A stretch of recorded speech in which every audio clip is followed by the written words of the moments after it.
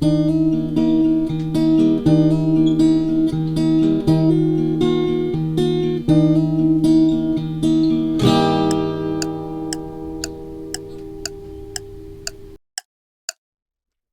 I'm Andrew with 10-Minute Therapy. And in our last video, we began examining the topic of cognitive distortions. And we looked at 3 specific examples that we'll review here in a second. But for today's video, we're going to continue down this road of examining what are cognitive distortions and what are some examples of them in order to better identify faulty thinking that you and I might participate in on any given day.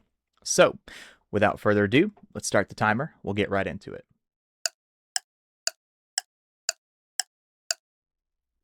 So in our last video, we started to examine the topic of cognitive distortions, essentially errors in our thinking.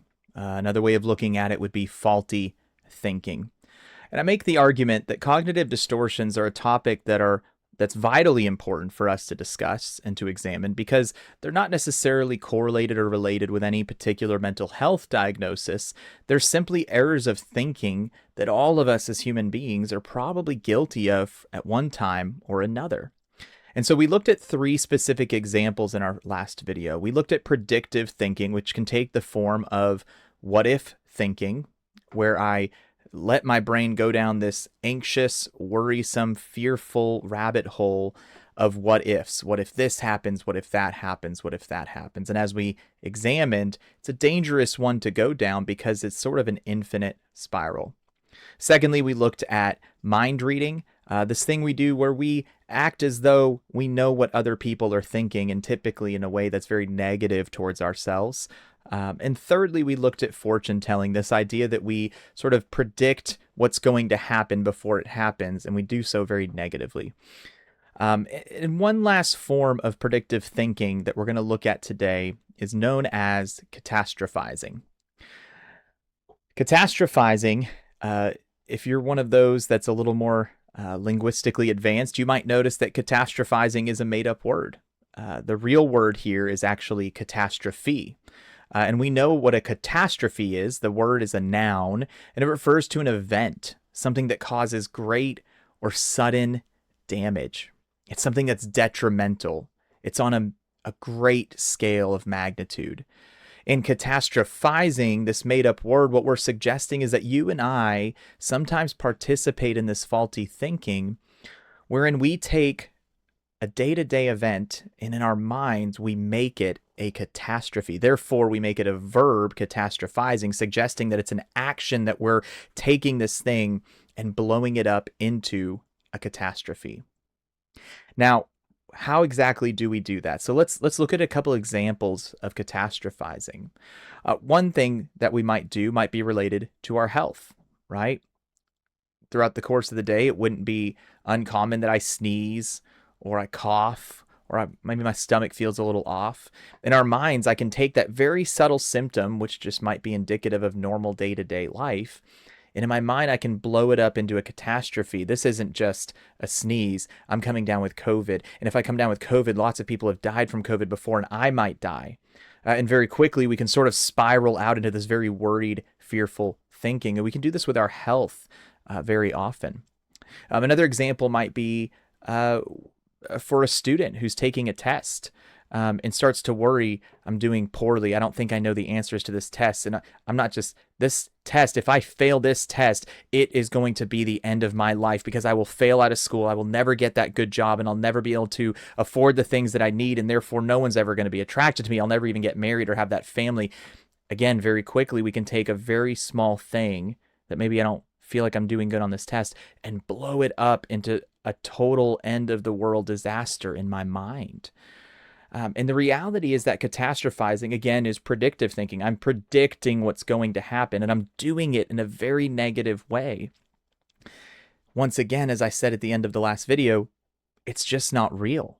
And I think a healthy response to catastrophizing is to notice it in the moment, catch it, and be able to say to myself, this isn't real.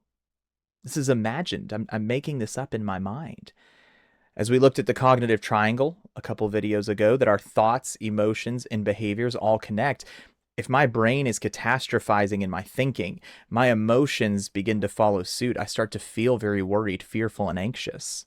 And that might even affect my behaviors and the choices that I make. So we want to be aware of these things and try to notice them as they happen.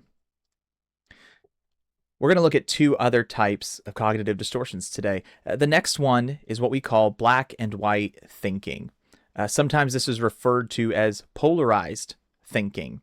And other times, a specific form of this might be called all or nothing thinking. As its name implies, polarized or black and white thinking is this distortion in my thinking in which I automatically put things into one of two categories. Therefore, the events that I incur every day, circumstances I encounter, are either good or bad. They're either successes or failures. It's all or it's nothing. It's black or it's white. In politics, it's left or it's right. There's no gray area. There's no middle ground. There's no grace. Everything gets pushed into polarized areas. And the danger with polarization is that we tend to push them to the extremes as well. And the reason this is such a dangerous form of thinking, let's take politics for a minute. You won't ever hear me talk specifics of politics on this channel, but let's just examine the landscape of politics. Now, how often do we turn on the news or listen to something on a Facebook reel or some other place, and what we hear is very polarized thinking? You're either for us or you're against us. You're either with us or you are our enemy. You're either left or you're right. You're Republican or you're Democrat. Let me ask you, is all of life really so simple that we can put everything into one of two categories?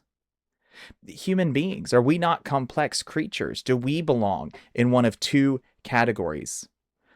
Are all these things that we wrestle with in life really so simple that we can define them as one of two things? Or could it be that that's an example of a distorted thinking pattern? And the reality is that things are much more complex than that, that there's a lot of gray area in between the black and the white that we might see, experience, or feel. And so in black and white thinking, not only does this apply, politics is just one example, but think of how it might affect a person internally if I engage in black and white thinking. It might look something like this, right? Let's say I make a mistake at work, right? Something that all of us in our lifetimes will do. We have made mistakes. Making mistakes is how we learn. But to the person who engages in black and white thinking, there's no gray area in the middle to say, this is where I learn and I learn from this mistake and I get better at what I do. Instead, now the mistake that I've made at work makes me a failure because it's all or nothing. It's black and white. I'm either great or I'm a failure. I'm a success or I'm a failure. There's no in between. And I just made a mistake and that puts me in the failure category. Even just that one example, you can see how internally this would affect somebody to sit in that place under the weight that things either have to be great or awful, black or white. And so one of the ways we want to address black and white thinking is we want to catch it. We have to be able to notice it in real time. I have to notice that my thinking is falling into these categorized thinking, these polarizations. And I need to be able to start to step into the gray a little bit, to at least challenge that thinking and say, maybe that's not entirely true. Maybe I'm not a success or a failure. Maybe I'm a person that's growing, making mistakes and learning and advancing. And we might look at more examples of this in the future because black or white thinking really gets us into some trouble emotionally.